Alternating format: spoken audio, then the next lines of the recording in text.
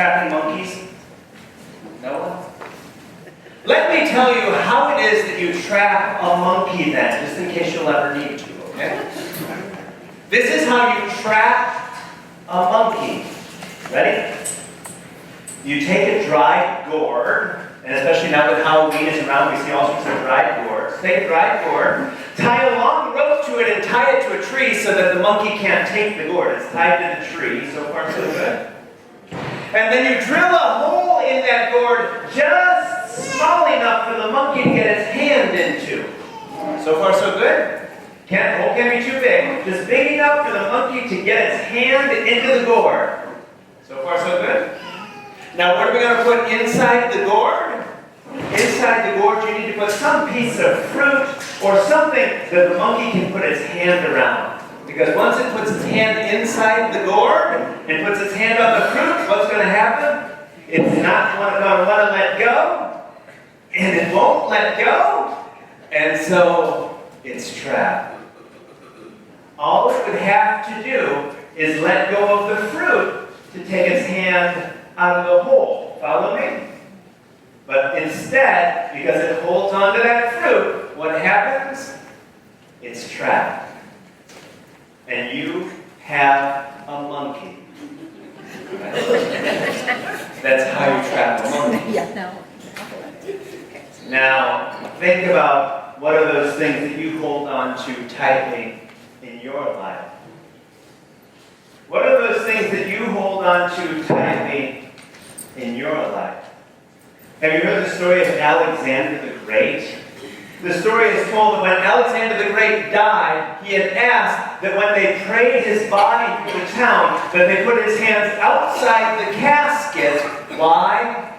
To show that he was leaving this life with empty hands. That he wasn't taking anything with him. Wow. All those things that we hold on to in this life, got news for you. There's a time at which we let them all go. Which is why today's gospel is so important. Because in today's gospel, Jesus talks about how it's easier for a camel to get through the eye of a needle, follow me now, than for a rich person to get into heaven. Shall we say that one more time? It's easier for a camel to get through the eye of a needle than for a wealthy person to get into heaven. Yikes. Let's put it into context. Scripture scholars tell us that all of the cities back then, they were walled cities, right? We walled off our cities so that attackers couldn't get to us as easily. So we walled off our cities, and in a city like Jerusalem, there were several gates through the wall into the city, right? Some of them were larger, and some of them were smaller. It's said that the smallest gate in the wall of the city of Jerusalem was called the Eye of the Needle. Now, why would you call a gate the Eye of the Needle? Because obviously, it was such a small, narrow gate that you had to squeeze through it.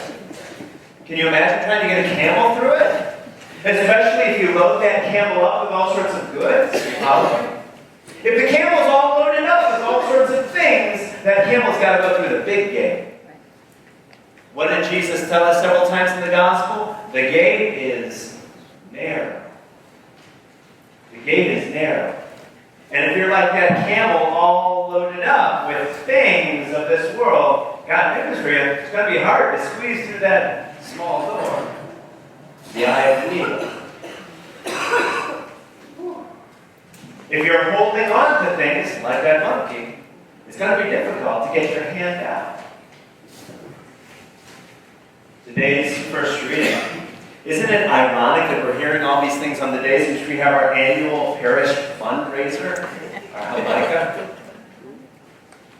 Because it's telling us really about how much things in this world are really worth. In today's first reading it says, money is worth a little sand. All the gold that you can have in this world, all the silver, silver, because that was money for them back then. All the gold in this world is like a little sand. It passes through your fingers. Follow me? And if you try to hold on to it, got news for you, it's only going to weigh you down, like all those other things of this world.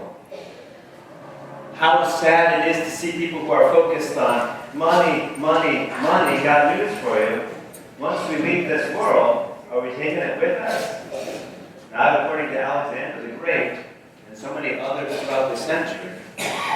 Maybe it's time to realize that all these things that are given to us to be shared. They simply pass through our fingers as we share them with others around us. Brothers and sisters, the way to trap a monkey is simply to put that hole in the board and put a piece of fruit inside because it won't let go. Is that how we are with the things of this world? Are we like the camel loaded with goods trying to get through the narrow gate? Or do we see our goods in a different way as something to be shared with those around us?